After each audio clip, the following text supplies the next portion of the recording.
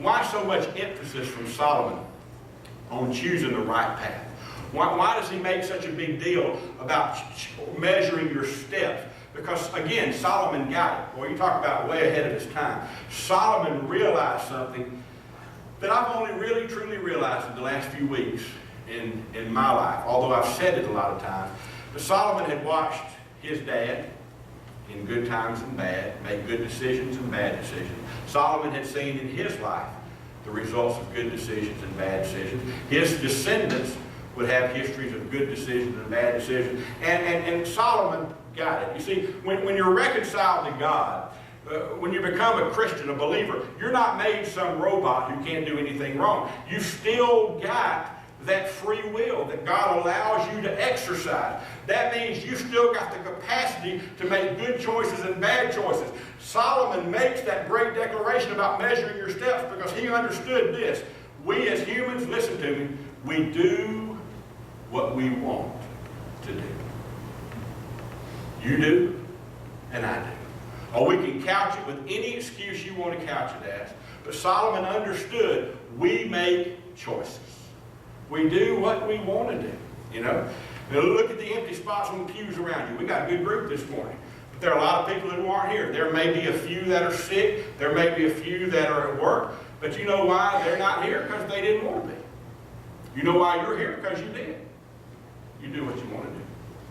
You know. Some of you are at Sunday school, some of you weren't. That's your choice to make. But those that weren't because you didn't want to be. Those that were because you did.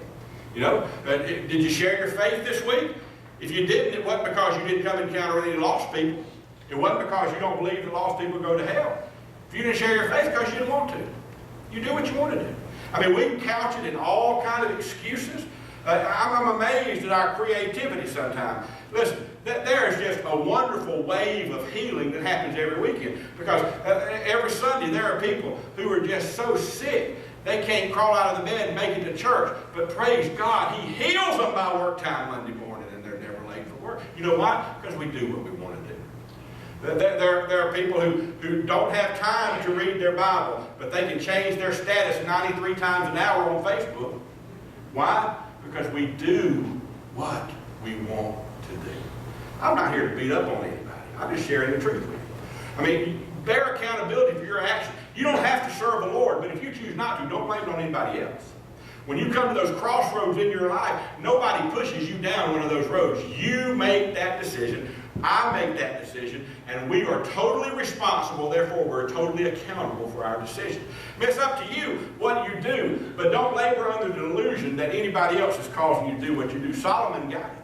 That's why he said you better guard your heart by locking up those steps. Because I'm telling you, if you don't discipline yourself to make the right choice on those paths, you will make the wrong.